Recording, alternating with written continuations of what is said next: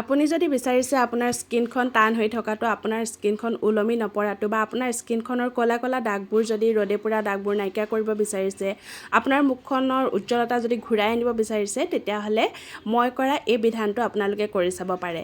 আৰু আপোনালোকক এয়া মই প্ৰথমতে দেখুৱাই লৈছোঁ ইয়াৰ ফলাফলটো। চাওকচোন কি ধুনীয়া হৈ গৈছে। এবাৰ ইউজ কৰোঁতেই এনেকুৱা ধুনীয়া ৰিজাল্ট পাইছোঁ, সেইকাৰণে ভাবিলোঁ আপোনালোকলৈ প্ৰেৰণ কৰোঁ। এইখিনিতে কৈ থওঁ, কেইবাজনেও কমেণ্ট কৰিছিলে আপোনাক নিজক বুঢ়ী বুঢ়ী লাগে, আপুনি আকৌ লোকক দিহা পৰামৰ্শ দিবলৈ যায়। আচলতে বয়স বাঢ়ি গ'লে প্ৰত্যেককে বুঢ়া বুঢ়ী লগাটো স্বাভাৱিক কথা। সেই বুলিনো আমি নিজকে যত্ন নল'মনে? যত্ন ল'লে অকণমান হ'লেও আমাৰ বয়সটো আমি ৰুধিব পাৰোঁ, নহয় জানো? বয়সনো কি? সেইটো এটা মনৰ ধাৰণাহে। জীৱন নদীৰ দৰে বৈ থাকে, সদায় বৈ থাকিব। গতিকে এই বৈ থকা সময়খিনিত আমি নিজকে যত্ন লোৱাটো অতিয়ে প্ৰয়োজনীয়, কাৰণ ভৱিষ্যত জীৱনত আমি আমাৰ লগত থাকিম, অন্য কোনো নাথাকে। মুখৰ ৰিজাল্টটো আপোনালোকক প্ৰথমতে দেখুৱাই লৈছোঁ। কোনোবাই বুঢ়ী বুলি কৈছে, কোনোবাই জীয়ৰী বুলি কৈছে, তাত মোৰ ক'বলগীয়া নাই। কিন্তু আপোনালোকেও কৰি চাব, আপোনালোকেও ভাল ফল পাব। যদি ভাল লাগে আপোনাৰ প্ৰফাইলত ভিডিঅ'টো শ্বেয়াৰ কৰি থৈ দিব আৰু আপুনি আপোনাৰ মুখখন এনেকৈ যত্ন ল'ব। বিট এটা ৰুকি পেলাই তাৰ পৰা ৰসখিনি উলিয়াই মই ফ্ৰিজত থৈ দিছিলোঁ 1 ৰাতিৰ কাৰণে।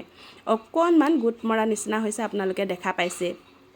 তাৰপিছতে মই তাতে দি দিছোঁ এয়া 1 চামুচৰ জোখৰ কফি, আৰু 2 টকীয়া কফিৰ পেকেট এটা দি দিলেও হ'ব আপোনালোকে, যিটো মই ব্যৱহাৰ কৰিছোঁ।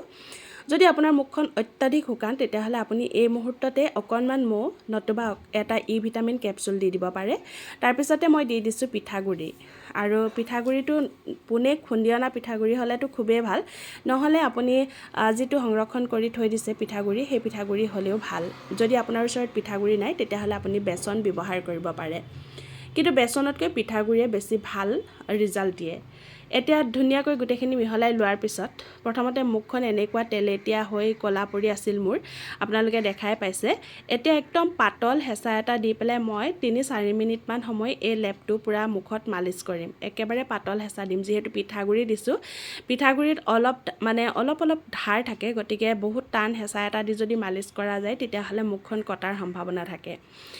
আৰু এনেকৈ যেতিয়া মালিচ কৰা হয়, তেতিয়াহ'লে মুখত থকা লেতেৰা ক'লা ক'লা কোষবোৰ আমাৰ ওলাই যায় আৰু মুখৰ ছিদ্ৰবোৰ আমাৰ মুকলি হৈ পৰে, যাৰ ফলত আমাৰ ছালখন অধিক সতেজ হৈ পৰে আৰু আমাৰ ছালখনে উশাহ নিশাহ লোৱাত যথেষ্ট পৰিমাণে সুবিধা হয়, আৰু ছালখন লাহে লাহে ক'লা দাগবোৰ নাইকিয়া হৈ সতেজ ধুনীয়া হৈ পৰে। লগতে এনেকৈ 5 মিনিটমান সময় মালিচ কৰাৰ পিছত মই শুকাবলৈ এৰি দিম, যিটোৱে নেকি আমাৰ ছালখন ওলমি যোৱা অংশ বা আমাৰ ছালখনৰ বয়সৰ চাপ পৰা অংশ টান কৰিবলৈ সক্ষম হ'ব। এতিয়া শুকাই গ'ল, আপোনালোকে দেখা পাইছে। প্ৰায় আধা ঘণ্টামান সময় ৰোৱাৰ পিছত মোৰ ছালখন শুকাই গ'ল।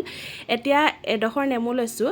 যিহেতু গৰম দিন, এতিয়া নেমুবোৰ একেবাৰে কুমলীয়া, গতিকে তাৰ ৰসটো ওলাবলৈ অকণমান সময় লাগে। যদি আপোনালোকৰ নেমুৰ পৰাও মোৰ দৰে ৰস নোলায়, তেতিয়াহ'লে অকণমান পানী লগাই পেলাই নেমুডোখৰে এনেকৈ ঘঁহি দিব। একদম চাৰ্কুলকৈ লাহে লাহেকৈ ঘঁহি পেলাই আপুনি আপোনাৰ মুখৰ মিশ্ৰণটো এৰুৱাবলৈ চেষ্টা কৰিব।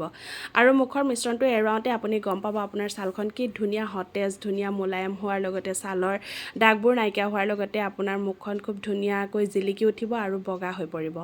আৰু আজিৰ ভিডিঅ'টি ইমানেই আছিলে, আৰু আপোনালোকে যদি কিবা বুজি নাপায়, তেতিয়াহ'লে কমেণ্ট কৰিব। নয়ৰ্থক কমেণ্টবোৰ নকৰিব, বুজিছে? নয়ৰ্থক এটা কমেণ্টে এখন সমাজক বহুত বেলেগ দিশলৈ ঢাল খুৱাই লৈ যায়। মই নিজে যিটো কৰি ভাল ফল লাভ কৰিছোঁ, সেইটোহে আপোনালোকক দিবলৈ চেষ্টা কৰিছোঁ। ভিডিঅ'টি ইমান সময় চাই থকাৰ বাবে অশেষ ধন্যবাদ জ্ঞাপন কৰিলোঁ। এনেকৈ মৰম দি যাব। আজিলৈ আহোঁ দেই।